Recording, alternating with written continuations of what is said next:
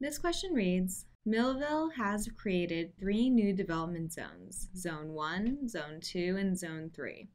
Within these zones, subzones can be designated for housing, industrial, or retail use, with no subzone designated for more than one use. By city regulation, a total of no more than 3 subzones can be designated for each of the 3 uses.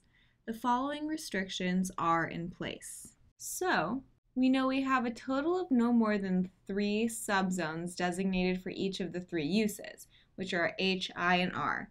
So we have H, I, and R. We know we have a max 3 of each. And then we have our 3 zones, Zone 1, 2, and 3. So let's hit the rules. Rule number 1, retail subzones are not allowed in Zone 1. So Zone 1 does not have any retail. So we know we don't have an R here. Rule number 2, no more than 2 subzones for housing are allowed in any particular zone. Okay, so we know we have at most 2 housing. So we're never going to have 3 housing in one zone.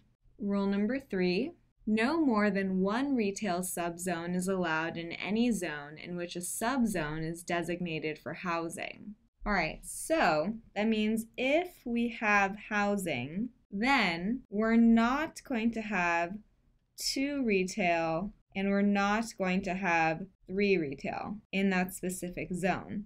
So I'm placing blocks around the double R and the triple R because that's to designate that there are exactly 2 retail and exactly 3 retail, but the H doesn't have a block just to symbolize that it's the general idea of having housing. So if we have housing, then we do not have specifically 2R and we do not have specifically 3R.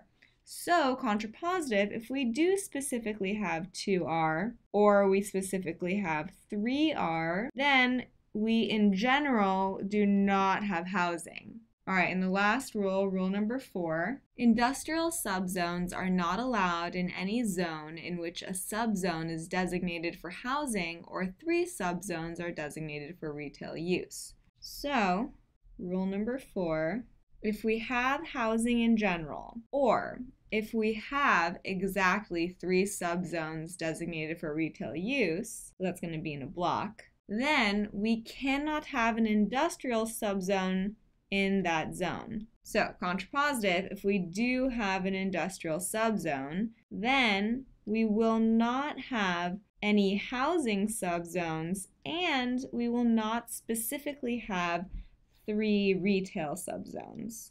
All right, so we don't have too many deductions here. A lot of this game is going to heavily depend on writing out each specific scenario and following the rules. So we have our setup, our rules, and our deductions. Let's go ahead and hit the questions.